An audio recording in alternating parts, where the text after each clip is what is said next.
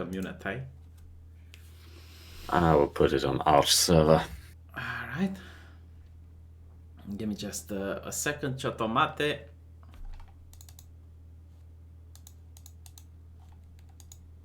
Okay. So we're live. There's no one in the chat right now, but people are going to join soon. All right. Just give it to you. There you go. And you can expect people to join the chat. You know what? I hate the fact that I have this persistent cough, and I had it for a couple of years now. And every time I go out now, and I give a cough, then what happens is everyone just steps away from me with horror in their eyes. Let's try avoid using the word and just say sickness. I'm making a test in order to see if I can trick the powers that be. It's kind of stupid because literally it's affecting everyone's lives here in Europe, and everywhere I go, people are talking about it. I will try not to mention the name. Can say get down with the sickness. But it incidentally got me to sweep dust in my apartment because I was sneezing from time to time. And it gets people shocked, doesn't it? It gets people like, oh my god, he's got the plague. Over here, the situation is a little more relaxed right now. The stores are open and well stocked. People are still going to work. The school has been suspended, but all in all, people are calm. Yeah, that was the same thing here 2 weeks ago. It starts really fast. Like, the president declared a state of emergency. Now, I don't particularly like the Romanian president, but I'm going to full-heartedly support him during this time of crisis because this is not the time for conflict and social upheaval. And he declared the state of emergency, meaning that certain rights that Romanians have are going to be restricted. Now the cops can arrest you if you break quarantine. Freedom of the press can be restricted. Gatherings, so freedom of association can be lifted. There's like a whole list of rights that are being restricted, and this is going to last for 30 days with the possibility of restarting it 30 days after. Well, freedom of gatherings, we don't really have that here either way. Really? So, yeah, if you have a gathering of more than, I think, 5 people, you technically have to get a permission for it. Get the fuck out! I don't believe that. So this is like you have to announce it first. Wait. So if I have a birthday party and I want to invite everyone from my classroom, and let's say there's like 30 or 40 people there, I have to announce that there's going to be a gathering of 40 people? If you want to move outside of your own home, then yes, inside your own home, it's a little different. Okay, so if I go to a restaurant, if I want to go to a restaurant and there's 40 people for my birthday, if I want to have my birthday at McDonald's. Restaurant is private property, so a little different. If you want it in a public park, if you want to go to the local park and do some barbecue there, then you technically would need to announce it. But in practical terms, no one really cares about it.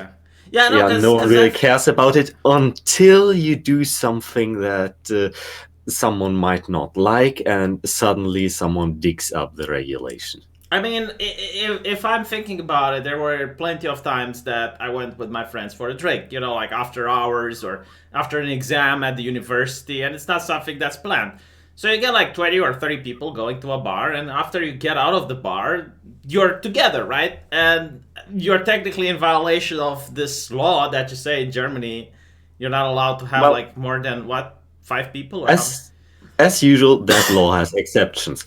Random gatherings are one of those exceptions. That is why before the AfD was founded, the more worried groups in the population were staging random evening strolls through the neighborhood where the people would just randomly go out for a walk, and suddenly groups would form totally at random. Hmm. By the way, do you know that I have a patriotic German in the chat? Can you believe that? Like a German that actually loves his country and is concerned about his nation, and he's like, "Yes, I love Germany." They exist, yes. Do they?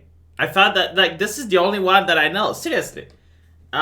Usually they're either indifferent, like neutral, or they hate their country but they love the European Union. My personal experience with dealing with Germans. Like, The problem is, we as Germans were taught by the education system to basically hate the history of our country. Most of our history is, at least according to school systems, the Third Reich. The history before that is shown to us in a very shortened fashion, but the majority of the history education is Nazis are bad. But Weimar Germany was quite progressive. I mean, yeah, Weimar was basically treated in at least my history lessons within, I think, 3 weeks. So we didn't get much about it, and the main thing we got about it was that the many small parties that were in Weimar were counterproductive to democracy, and that were supposedly the main reason it failed. And not it's not the fact that the Allies weighed an unfair fine. Well, not, I don't know if it was unfair or not, but a lot of historians said that Germany had to pay a little bit more in war reparations than they should. Well, not according to the history book, but luckily I had a history teacher that was a little bit more conservative. No, I mean the people in my country, when we went through history, and they say that after World War One, yes, Germany had to pay reparations like any defeated nations, but it was a little bit too much compared to what would have been considered normal at the time. Yeah, that peace treaty was a declaration of war with delays. Yeah, I mean, the Americans said they would help you pay it, so maybe that's why your people agreed to sign it. Kuba7 wants to know if you are from East or West Germany. I live on the Rhine. Really, on the exact Rhine, like on the. I'm roughly an hour or half an hour away from the actual Rhine. Yeah, that's really cool. I played games on the Rhine. It was really fun. So, what the situation there with the virus? I understand that Merkel said that around 70% of the people might get infected. Let me see if I can find that article.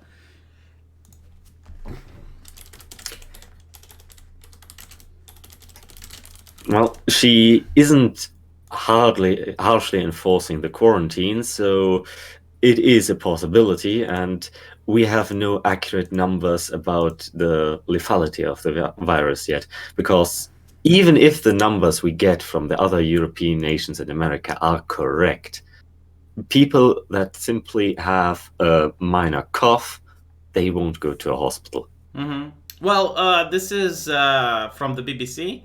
Up to 70% of Germany could become infected. So you're right. Yeah, from what I see, there's two types of people. There's the people that get the mild symptoms, and then there's the people that get the severe symptoms.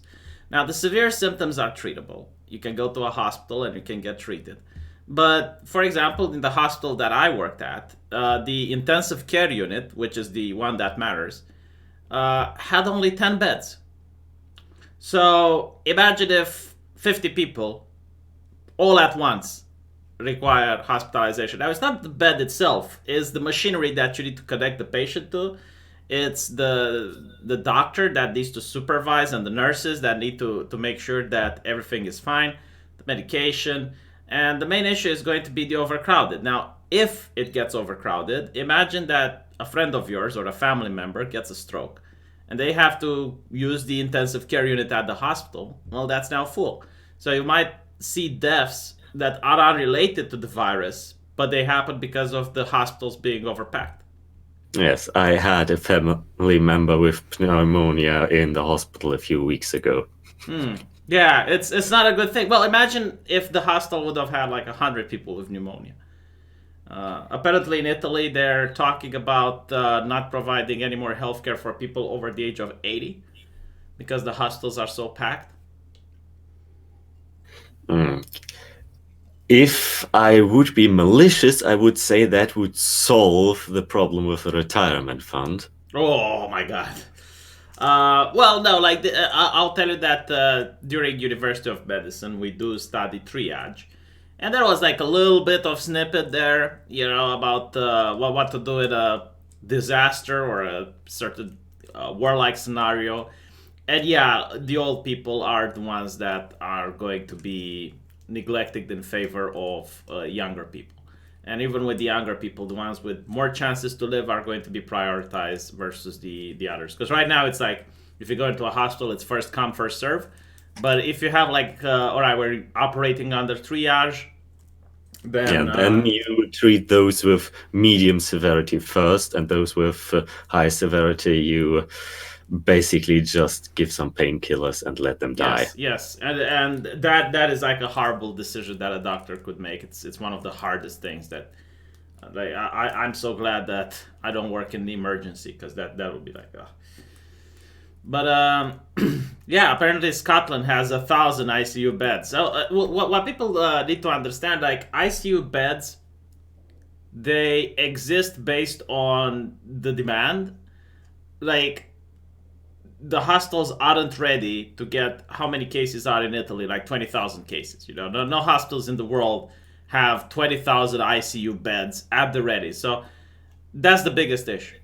And that's why people are quarantining. It's not to stop the spread, but it's to make sure that the number of patients needing hospital treatment is lower than it would be if there would be no quarantine. Biggest issue with the hospitals is that they can't really separate the patients if they get overcrowded. So if you have someone with something different and you put them into the same area of the hospital as people with the virus, then that person will contract the virus too. Yes, that's why China built like how many, 3 or 4 hospitals overnight. And that's what those were for. It was to separate the patients.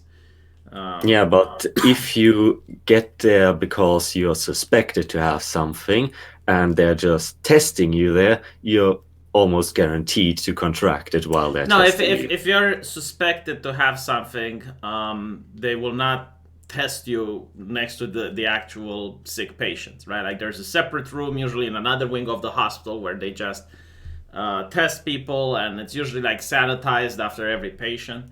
And if they suspect you, like they consider you have it. So they take the measures to make sure that the people around don't get infected.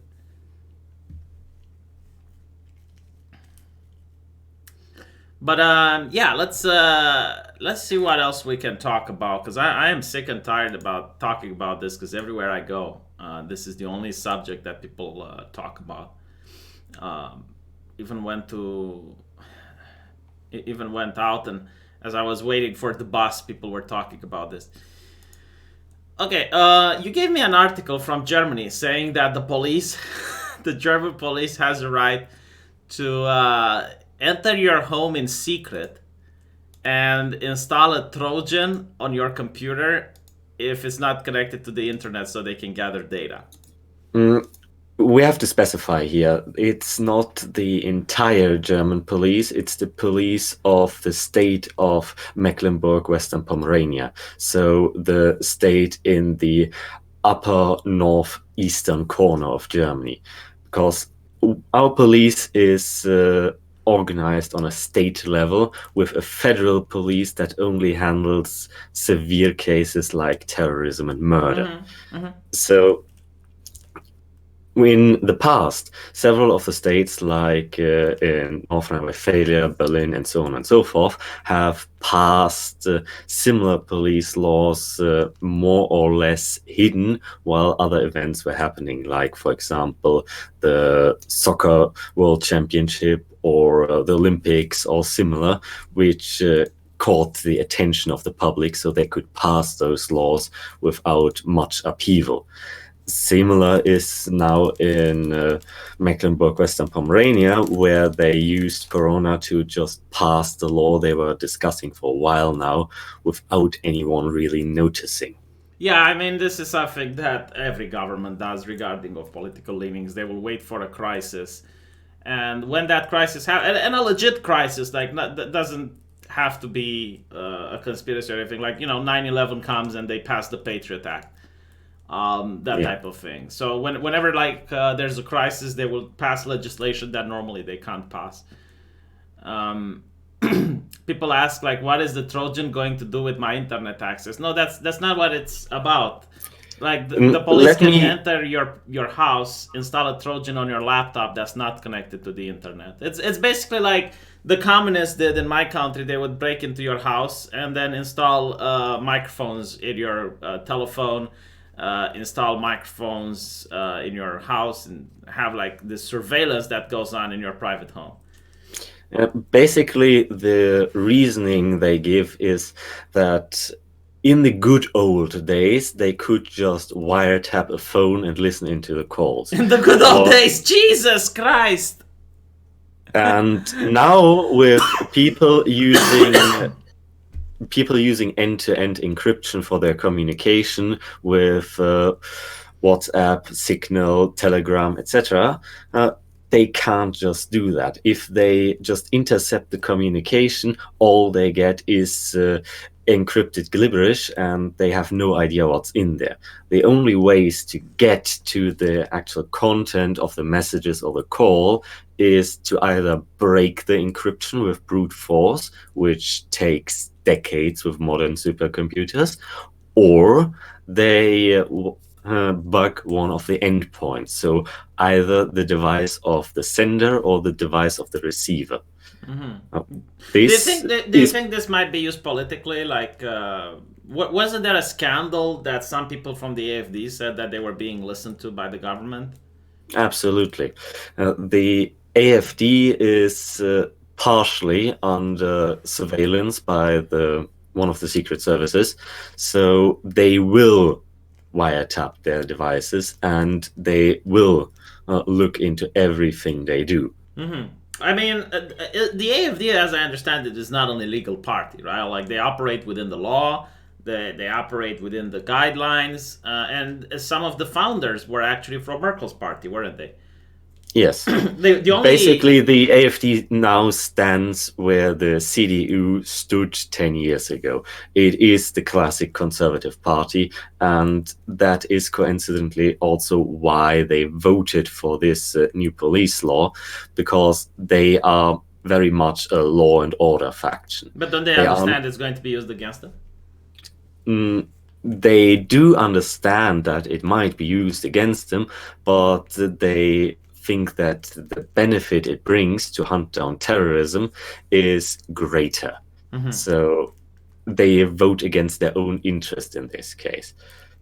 Was there a law that all of a sudden, if the AFD votes for it, it's not toxic? Because when the AFD voted for that governor, I forgot in what, in Drunsken,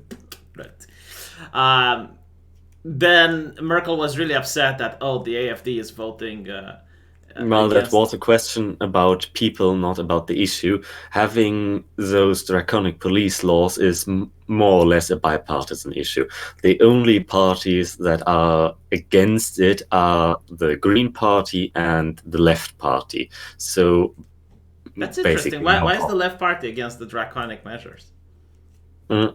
Because the Left Party are very much in the anarcho-communist sector of the political spectrum. They have very, very tight ties to Antifa. They have Mm.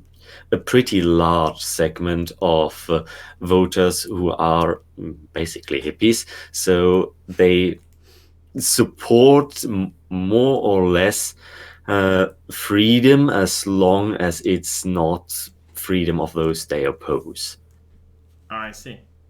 Let me go to some super chats. Germany closing free borders keeps bringing certain people into the country. 5 newly arrived new Deutsche are infected. Talk about Prussia. The intelligence survey also has now legally to infiltrate the AFD and behave accordingly. Means the spy can legally now praise Adolf. Yeah, they are allowed to surveil a part of the AFD, the wing, which is the more conservative part of the AFD and a sub-faction. They are not yet surveilling the entirety of the party. I see. And that praise can be used by the mainstream media to show everyone how radical the AFD is. Yeah, is this not possible? Like a person from the intelligence agency could infiltrate the AFD. He can then say Absolutely. something very, very provocative and very outlandish and out there, and then the mainstream media can have a recording with him saying that and saying, "Oh, look what the AFD is doing." Absolutely. We had a murder series a while ago where right-wing terrorists would randomly murder immigrants. And in the aftermath of it, it turned out that all of them had very tight ties to government infiltrators into their movement. So, yeah. Oh, come on. So like, oh, well, the government, I guess, was trying to stop the murders from happening because I don't think like government agents would do the murders. They knew about their motivations and they knew that they were acquiring the necessary goods. So I'm not speculating about their motivations. Okay. Someone said Ein Reich, ein Party, viele Kulturen. Oh my god. So, what about the little drones? Like, I understand the police can now also use like tiny drones to infiltrate people's houses. Like, one of the things that was bizarre to me was that it's used to find people's missing animals. Like they can send a drone into your house to spy on you, so they can see if you haven't stolen your neighbor's dog. Am I interpreting that correctly? It's more of one. It's used to surveil demonstrations or gatherings. So you will see police drones flying over crowds of people. If, for example, Yeah, but that's normal. that's the main purpose. So they can record the entire thing, and then you process that recording with facial recognition to find out who attended that gathering and later on find something. Yeah, but they do that in every country. No, I'm talking about like surveilling you in your house. I don't think that is what the drones were related to. I see. Yeah, no, because I understand like there's the type of drones that Arch is working on. They're very tiny, very small. They look like an insect, and they can be used to get in a closed space, in a private place, in order to film and record things from there. They exist, but it would be the first time I hear of the police using them. Most of the time, the police uses drones. They are the standard quadrocopters you can simply buy, and they would fly over someone's property or public property and film the area with either normal cameras or people can use Google in order to do that anyway. They can use Google satellite to do that. I guess you wouldn't see real-time footage though. You can still see what's in someone's backyard.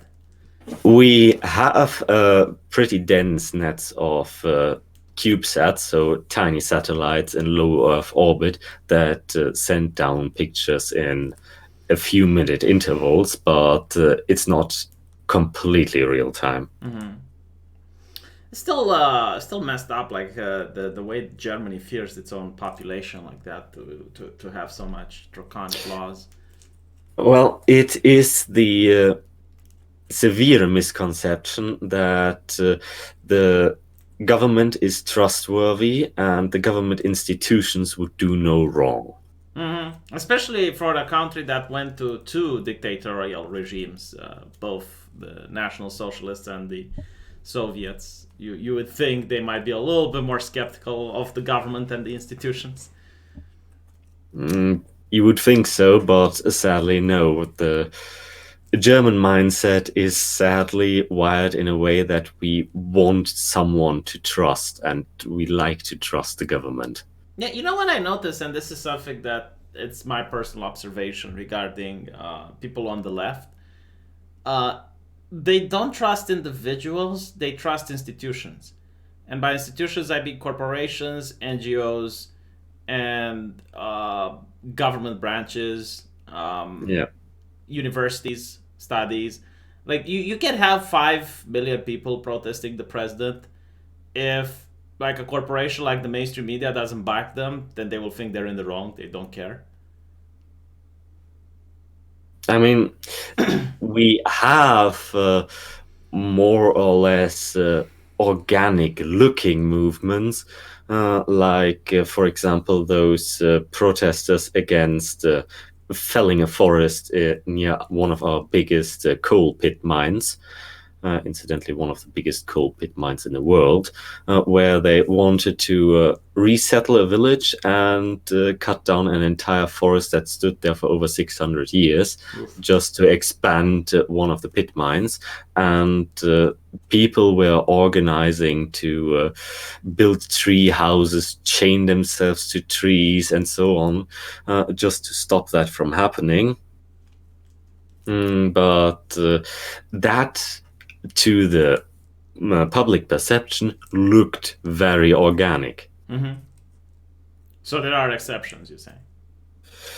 Yeah, if they think that something is widely supported, they might support it as well. So there's like a fear in the Germans' mind to not be viewed outside of the consensus. That, and there is, as I said, the German's mind likes someone to trust. We want to focus on our work and what we're doing, and not really bother with everything else.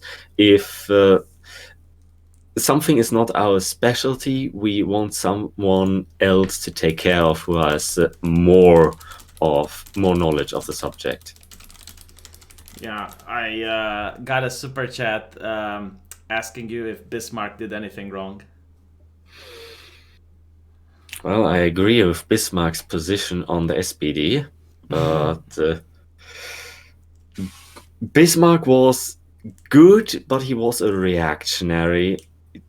Could have been better, but it could have been significantly worse. Bismarck is one of the politicians I would least criticize. What do you think about Greta Thunberg? Do you think she's going to be happy with the current economic measures forced upon us by different countries? Because I understand because of China having to suspend most of its industry, the pollution levels are doing a lot lower than usual. Well, one thing, her opinion doesn't really matter. It's her parents and the organizations behind her that are abusing her. And second, it is shifting attention away from her, and therefore she is definitely unhappy about it. That is kind of correct. Yeah, I mean, I think she canceled the march last time that she spoke, and no one talks about her anymore. It's like the sickness is everyone talks about. Yeah, basically the entire climate activism has stopped for now. So people might be doing what she asked for, but they're doing it for the wrong reasons. Yeah, pretty much it. And I think that if you are going to wait a little bit when the economic ramifications from this is going to start happening, and people are going to get fired, wages are going to get cut, austerity measures are going to be implied, and you're going to have some climate activists going, I think we should raise the gas prices a little bit. I don't think people are going to be really happy. I think we need to basically like tax the rich a little bit more so that the supermarkets can raise the prices even higher. So let me read you something that I found on Reddit. Now, again, This is from Reddit, so take it with a grain of salt. But it says like this. A week ago, here in Spain, we only talked about the virus. We already had some cases, but it didn't seem that bad. We saw the suffering in Italy and said that won't happen here. Changes were not made. People still went out on the weekend, went to the gym, went to work, went to school, etc. Preventing the spread of the virus was not a priority. Fast forward just 1 week, Spain is now in a state of emergency. The virus is here and is tearing through the country. I have the coronavirus. My friends have the coronavirus. Parents of children have the coronavirus. Teachers, students, business people, researchers, politicians, bus drivers all have the virus. In a matter of days, the number of confirmed cases spiked from just a few hundred well into the thousands. The hospitals and medical clinics are completely and entirely exhausted, operating at overcapacity with quickly depleting resources and staff. Hundreds of doctors, nurses, and other personnel have caught the virus and have been issued into quarantine. Those who remain are working 24/7 non-stop. It is not just the elderly or the immunocompromised who are checking in for treatment. People of all ages are needing medical care. With each passing day, the death toll rises and the situation grows more severe. In just 1 week, the virus has caused Spain to crumble, and it appears that the worst has yet to come. Now having one of the fastest rates of contagion in the entire world, the Spanish Prime Minister stated that the number of cases could top 10,000 by early next week, almost double the current level. Just yesterday, cases rose by 1,500. If the pressure on the healthcare system is already unbearable, then what could possibly happen in the following days? We could ask our dear friends in Italy, as they are about a week ahead of us, with thousands of infected people trying to get into hospital with only a few spaces left, with doctors and nurses having to choose who to save and who to let die because there are not enough medical professionals, supplies, or spaces left to treat the growing number of patients. The Spanish government can see we are following in Italy's footsteps, and the pressure is on to make up for a lack of action that could have been done at the beginning. All schools and universities have shut down. Public events and games have been cancelled. Roads have been blocked. Entire regions of the countries are on lockdown, and towns and villages have been quarantined. Businesses, cafes, restaurants, gyms, bars, clubs, and shopping centers have all closed, with the exception of the supermarkets selling food and pharmacies. Police roam the streets to ensure people stay inside. The rest of the world can see the risk now too. 62 countries have suspended flights from Spain. To think if preventive action could have been done just 1 week before, if the mindsets of people could have shifted 1 week earlier, we could be living a very different reality right now. Yes, the bull run has been cancelled. Well, how bad for the bulls.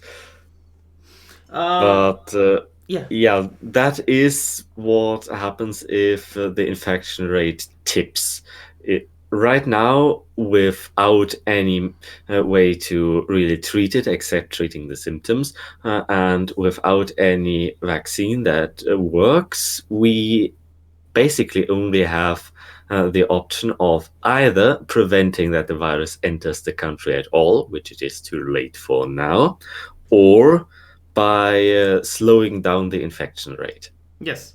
And slowing down the infection rate basically means you're not attempting to keep the virus from infecting anyone, because that would mean a total shutdown of the economy. You are just trying to keep the virus at such a low level of infection that the medical establishment can deal with it. Exactly.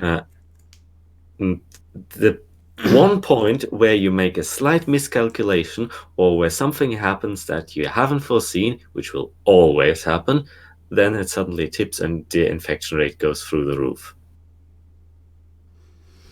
And do you think this might happen in Germany because it already has like a couple of red zones? It might happen. It might happen that it tips and suddenly we can't deal with it anymore. We have stocked up on supplies and areas designated as emergency hospitals if something happens, so we can deal with significantly more than is happening right now, but it is definitely not foolproof and this can be overwhelmed. Yeah, I don't think any country is foolproof. I mean, even authoritarian countries like China weren't foolproof. They took damage in the billions of dollars, as I understand. I mean, we have the advantage of our dual healthcare system that we Private and have public, yeah. private and public in parallel, and now we can utilize the advantages of both to deal with this. So that is something we have in it for Yeah, us. I'm legitimately curious though, because a lot of people were complaining that Germany didn't supply Italy with medical resources, and I'm like, well, I think it's every country for itself now, because when it hits Germany, they're going to want those medical resources. Well, once it hit China in the beginning, we were sending off basically everything we could spare in masks and medication back to China. And after we realized, no, it's out of China, it's hitting the world, we basically kept most of the supplies to us, but we didn't completely shut down on all trading in the beginning phase. Yeah. Might still happen. I understand it might take a year before a vaccine is made, and even then, it might not cover all of the strains, but even if it covers like 60% of the strains, that means half the people getting sick, so that would still be good. Well, I've seen unconfirmed claims that apparently some Israeli research lab has already researched into a sample vaccine on a similar virus, but I haven't seen any confirmation for that yet. I'm 100% convinced that many countries have the vaccine right now. The problem isn't having the vaccine. The problem is that you need to get it through animal testing, and that takes a couple of months. And then you have like limited number of people that need to be tested, and that takes again a couple of months. And then you have to test it on a large number of people to make sure that there's no side effects, to make sure that it works. And that's the main issue. That's why it's going to take a year. It's not hard to create like some antibodies for the virus. That's not the I mean, issue. even then, you only have superficial evidence on its reliability and its side effects. If you really wanted to make certain, you would need a double-blind study with a sizable test subject group, and you would look into the long-term side effects, which obviously isn't suitable of dealing with a pandemic. The thing that will happen now is that they basically just test it at a group barely big enough that they can say, okay, the people are not keeling over in a more sizable amount from the vaccine than from the virus. Let's administer the virus. Yeah, let's administer the vaccine. I heard that in Britain they give you 3,500 pounds for offering yourself to get infected, and then they would try the vaccine on you. I mean, as long as they're doing it to volunteers, Yeah. please do it. Would you take the deal though? 3,500 pounds. Probably not. Really, I would take it. Like you get immunity for it, so and you get 3,500 pounds.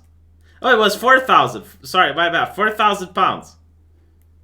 I mean, again, you get it. You're going to get like the best healthcare possible because they already account for the fact that you're going to get sick. You're going to get antibodies for it, and you get 4,000 pounds.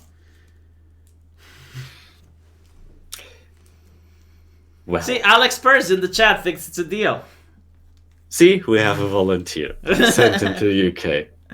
Yeah, you get hospital care, and you get like people are saying, no, that's John Doe. If you're so rich, you can spare a super chat, you cheapy motherfucker. Joking. No, only give you super chats if the content is good.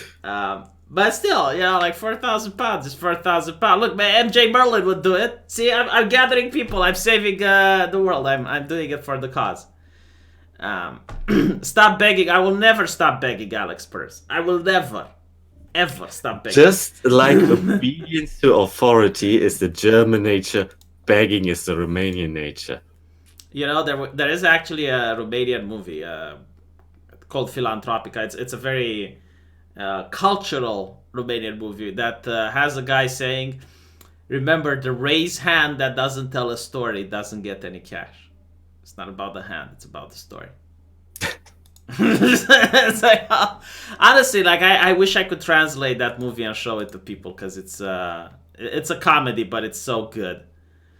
So meanwhile, I'm thinking about making this into an actual video on my main channel, but apparently Amazon is not allowing people to sell things for hyped up prices. So no more hand sanitizers, toilet paper. And this guy has 17,700 bottles of hand sanitizers and can't sell them. Yeah, so in a world where everyone is desperate to find it. Yeah, that's why I disagree with Amazon and eBay on this. Basically, the free market is doing what it's supposed to do. Yes. If the demand is going up and the supply is limited, the prices go up, so people buy less of the product. Yes. And the product is spread to those who really need it and are willing and capable of paying for it. Exactly. I mean, if you're willing to pay, I don't know, $50 for a hand sanitizer, then clearly you desperately need that hand sanitizer. Every single time there was a tragedy, there were companies that were making a buck. Like, let's think about the Cold War. There were companies that would create bunkers just in case the, nuclear winter is coming. During World War II, there were companies that were creating gas masks for kids because they were saying, well, if the Germans are going to gas London, then you have these masks for kids. And, throughout human history, this was the case. Like, why do you think it would be different now? I do not understand why Amazon gets in the way of the free market with their shitty morality, as if Jeff Bezos is not going to buy stocks from companies that are quite low now. Maybe he doesn't, but there are people at Amazon that I'm willing to bet are going to take advantage of this economic crisis. They're going to go on the stock market and they're going to go, well, these companies have really low prices. I'm going to buy and sell when the price goes up. Absolutely. I mean, it is the basic thing in the free market. You make a risk investment and either you lose the money or you get a huge profit out of it. In December, if you would buy huge amounts of masks, it definitely was a risk. You had no idea if it would stay in China or if it would spread into a global pandemic. But back then, the prices were low. So if you would invest, let's say, 10,000 into masks and then sell them in now March, you would get a huge profit out of it because you made the right guess and took that risk. Yeah. Risk is rewarded in capitalism. Yeah, there was like this school that suspended a kid in the UK, and I was like, what a bunch of filthy communists. Like, the kid had the hand sanitizer and was charging his classmates, I think it was like 60 quid or something for a squirt. 60 cents for a squirt. That kid should get a reward. Yeah, and his the teacher was like, I don't know how to discipline him because when I called his father, he said that the kid is a fucking legend. And it's like, yeah, he is a fucking legend. You shut the fuck up. Do not suspend the kid for being thrifty. Like, if a millionaire does that, and he plays on the stock market and he's like, oh, this company is having problems right now. Let's buy stocks from it and sell it in the future. Or vice versa. They know, oh, a company is doing good right now, and there's a rumor going around that it's going to spook investors. Let me sell all my stocks. apparently that's fine. But if a kid does it to his classroom, then it's like, yeah, 60 quid for a squirt.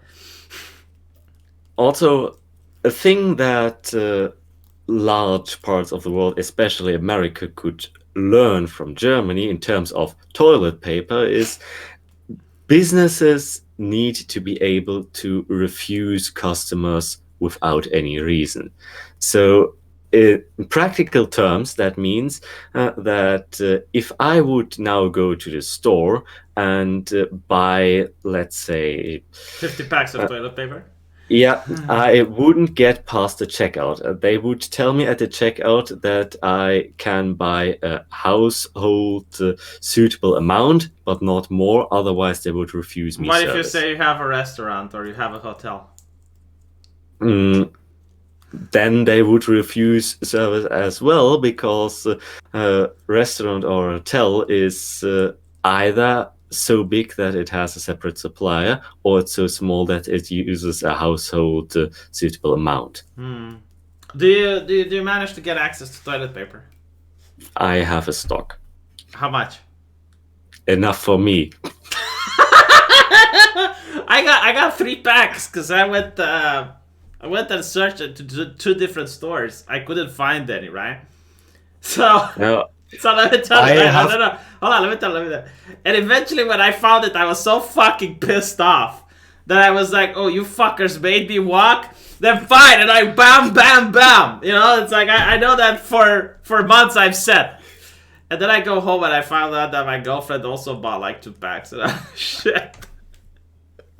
Yeah, I already had a shelf of supplies in the cellar before this happened, so I didn't need to stock up on anything. I see. Well, by the way, don't do what I did, okay? What I did is wrong. What I did is very lacking in civic spirit. No, what you should have done is either have a stock beforehand, or if you notice that it is time to stock up, just buy your normal groceries and daily supplies and put a little bit more in the cart than usually. Slowly stock up. No, I mean, I don't have a problem with everything else. Like, I do my shopping normally. I didn't stock up. I didn't buy a lot of tin cans. I didn't, buy a lot of pasta. But, like, the toilet paper just bothered me. It's like, why the fuck? Like, out of all the things, fucking things. And I had to go to, like, 2 different places, right? So when I finally found it, I was so pissed off. There was, like, bam, and it just went there. And then I found out that my girlfriend also bought it. And it's like, okay. Well, Maybe you know we what? could You know learn what I something. can do? You know what I can do? I can actually go out and give toilet paper for free. That's what I can. No one expects that. Like, everyone is going to be taken aback when I go there doing my civic duty. And it's like, here's the toilet paper, and here's one. A single sheet. No, like the entire bowl. Like, legitimately, you know? Like, can you imagine? Like, I should film that because I wouldn't do some kind of charity without getting on camera. But, you just go there and give people toilet paper. Hey, do you need some toilet paper? Yeah. Probably wouldn't work because a lot of Romanians are very... Suspicious. Yeah, they are. Like Eastern Europeans, I noticed this. They're very suspicious of a person they don't know. So if you go on the street and you give something to someone for free, or you're trying to talk with someone, they're already having their guards up. It's like, what's your angle? What's your game? What do you want to... what do you want to get from me? Yeah, I kind of see why that is. They fear they get scammed. Kubo says, you still don't know why toilet paper? Because people today don't want to lose their luxury even during a grave crisis. People have become soft. How is toilet paper a luxury, man? And if you really want toilet paper, they still sell it on Amazon. It's called the Communist Manifesto. You can buy it. I think it got like 80 pieces of toilet paper that you can use. Toilet paper is a luxury the same way tampons are a luxury. You could just use a wet rag. Yeah, that's true. I mean, a lot of people don't understand why tampons are luxury. And I'm like, well, my grandmother didn't use tampons. She used cotton. And when tampons came out, they were so expensive that most women couldn't afford them.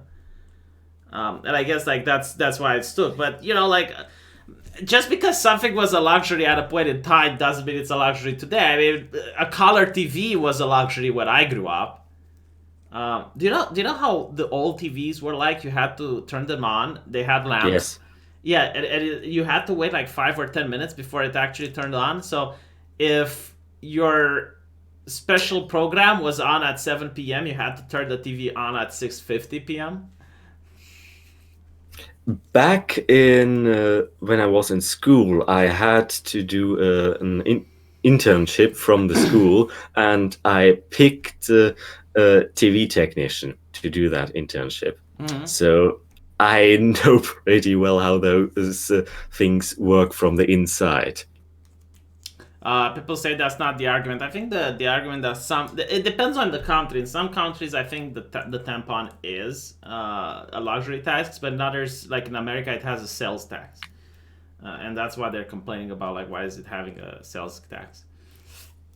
But Kelly, I see Kelly in the chat. He's a left leaning person. He supports Mr. Vosh. Do you have toilet paper? That's the question for today.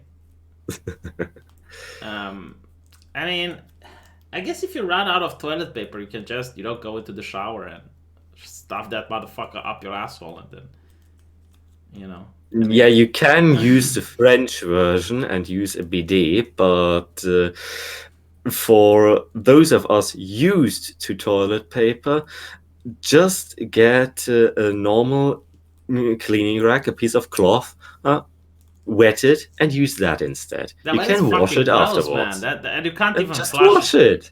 Yeah, but you can't. Dude, Jesus fucking Christ, German savagery. Did you guys hear what he said? Jesus, just wash it. No, you use the toilet paper and you throw it in the toilet and you flush. My fucking God, man. Ew. No, not the paper. The cloth. Ew, and Arch made you a moderator on his server. Jesus fucking Christ. Oh my God, I don't think even the leftists are this savage. Holy shit. Do you know how old diapers worked? They were cloth too, and you would wash them. Yeah, but that was like a different age. I'm pretty Yeah, it sure. worked. Yeah, back in the day, people also had slavery because they were fucking savages, but that doesn't mean we need to have it now. Jesus. Using cloth. Do you want to discuss that? Oh my God. Oh, a super chat saved me. If price gouging is okay and part of the free market, maybe looting is also okay. People will take what they need if the price goes sky high, especially if they feel they're being taken advantage of. Oh, Nicole, the difference with price gouging is that if people, like take hand sanitizers, for example. At a certain price, people won't buy it. And Exactly. yeah, I mean, the people price gouging can also get himself burned. Because you can buy a lot of stuff, and you can gouge those prices, and no one is going to buy it, so now you have a poor investment. I mean, there is this thing in economy, like everything is worth what its purchases would pay for. I mean, if people are really wanting to pay $60 for a hand sanitizer, they really fucking want that hand sanitizer. Yeah, basically it's an auction. If you only have one item, you have the customers bid on it, and the one who bids the most gets it. Same with price gouging. If the product is in low supply, you just increase the price so high that you still have a remaining stock after the day. Yeah. By the way, there's a lot of people asking, like, how does free market solve Corona, or how does capitalism and liberal society solve Corona? They suspend the liberal society, just like in a time of war. Like, in a time of war, certain rights and freedoms are being restricted. My country just did this. The United States can also do this. And after the crisis is gone, the restrictions are being removed. I mean, I don't see a problem with that. That is one way. The other way is to trust voluntary isolation and voluntary home office from company to get enough of a containment, and trust the companies that they will come up with a treatment or a vaccine soon enough, which might not be exactly as effective as implemented authoritarian measures. Someone said that I should stop cocking to the rich. Man, we're talking about a kid who at school decided to charge people 60 pennies for a squirt of hand sanitizer. Okay? Like, I think that's a thrifty kid. The only way it would piss me off if he would get like the honorary European badge, which is something that I would do, would be to start mixing some water in the hand sanitizer lotion. You know, to dilute the hand sanitizer. Like, you put the water in there and you don't tell anyone. Yeah, at that point he would be scamming. He would be scamming, wouldn't he?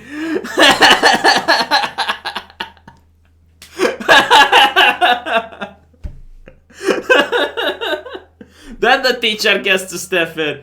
You know, put some vodka. No, because vodka is actually effective.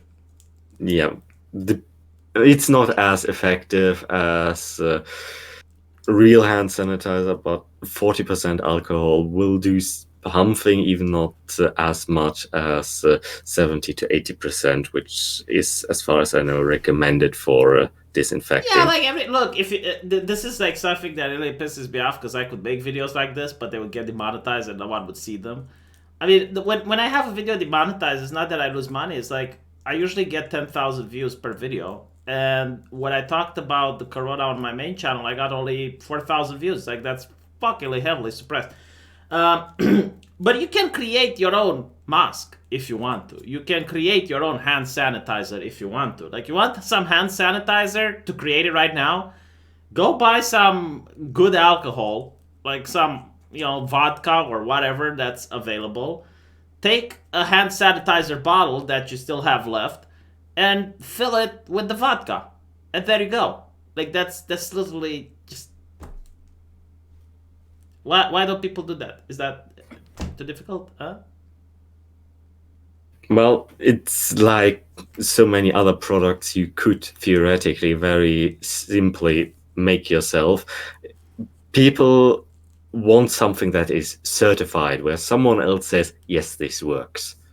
Especially with safety relevant things, people don't really trust what they produce themselves.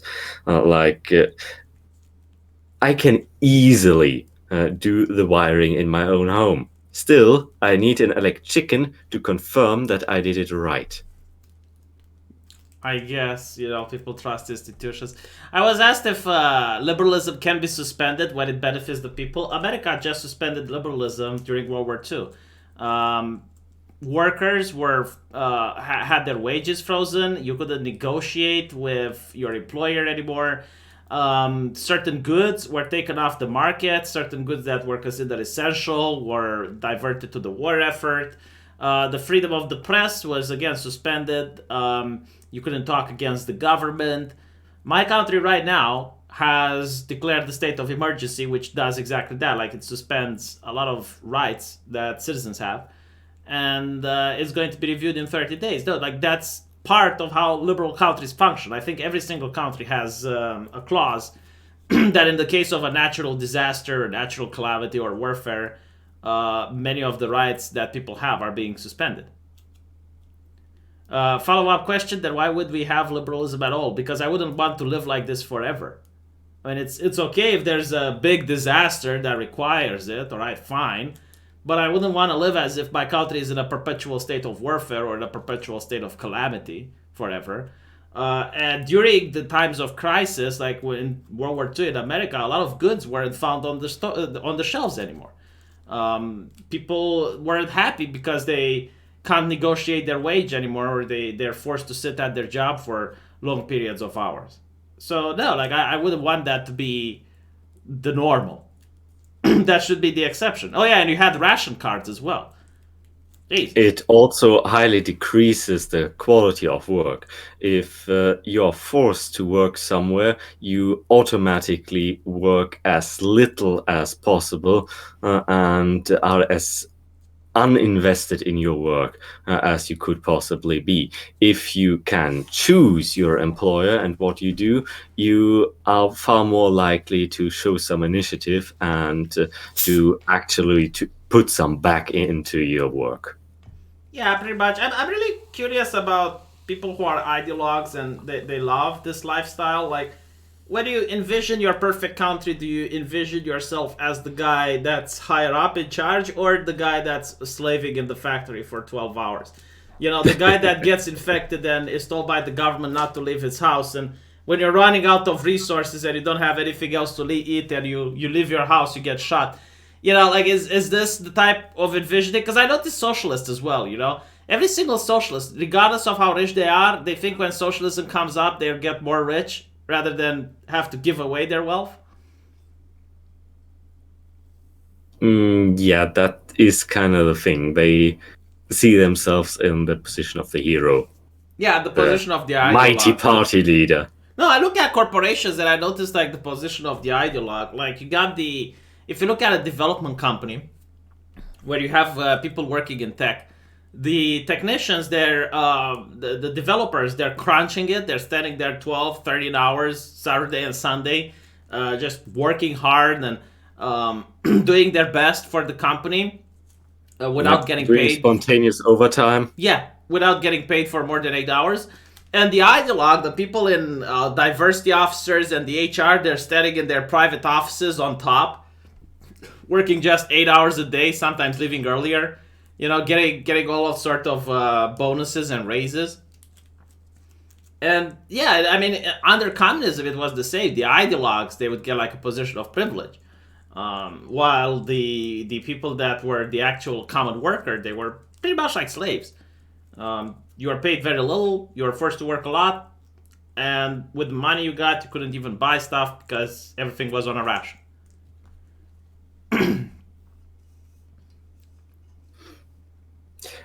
Also, chat, if we would use those authoritarian measures during peace times, it would be too much of a temptation, or without a major crisis from outside, it would be too much of a temptation for the politicians to just use it for every single little tiny event, or maybe keep it running all the time. That is why we can't just solve criminal gangs or similar with it. Yeah, I mean, the main problem with authoritarianism is that you make a lot of enemies. Like, you're going to piss a lot of people off, and a lot of people are going to want you gone. And once you have a lot of wealth and a lot of power, a lot of people are going to covet the power. So then the dictator and the people in the inner party are going to become even more tyrannical in order to maintain said power. It's really in every single regime. I can't name a single one where this doesn't happen. Which brings us back to the initial subject of this stream. The politicians then pass further laws giving them more rights to enact their authority. And if, like in the case of Mecklenburg-Vorpommern, you then suddenly have to deal with existing parts of the state, like the judicial system. Yeah, in this case, the police law that was passed will get sacked by a court in about Yeah, I heard 4 to it's 5 years. unconstitutional. I did hear it's unconstitutional. It is, but it will take about 4 to 5 years until it is through the judicial system, and then the court will sack the law with a precise guide. This is unconstitutional, this is not, this needs this and that adjustment, and this can stay the way it is, and then they pass the entire thing again, just so that it barely fits into the constitution. I see. I mean, it is just like bewildering because, yeah, if it's unconstitutional and the police has done it, then it has to pay damages for the people that. No, if it has happened, it has happened. Okay, it was the law at the time. No. If an unconstitutional law passes, right, and you're saying that it takes 5 years for it to be deemed unconstitutional, like during those 5 years, the people who are following the law and they're paying for it, don't they get compensated? No, they get no refunds. The law gets enacted during that time, and if you sue against the law, which is in certain circumstances possible, then you might not have to pay or get your already stolen property back. If you are not part of an active case, then it just has happened. It's pretty much the same as if you get a false speeding ticket. If you pay it, it is done. The case is over. You get no refunds. I mean, if in you my sue country, against it, you have a chance. In my country, there was a unconstitutional law regarding charging people for something regarding cars. I forgot exactly what type of tax, some emission tax. It was deemed unconstitutional, and then the government had to repay everyone. Yeah, sadly not in Germany. In Germany, you have to be part of the case against that law to get anything back, usually. Of course. Sometimes the courts decide otherwise, but usually it is just deemed not worth the effort repaying everything. And that is part of the method how the government boosts its income from time to time by passing some unconstitutional regulation that would put extra load on certain groups, and that gets sacked a few years later, and then you would have a nice big bonus in the tax revenue. Anyway, I'm approaching 500 people, and I don't like the popularity. I want to fly under the radar. So we're going to end it here. Thank you for being here. It was really nice. It was fun. Thank you guys for listening to this. I really appreciate it. And I will see you on my main channel tomorrow. Take care.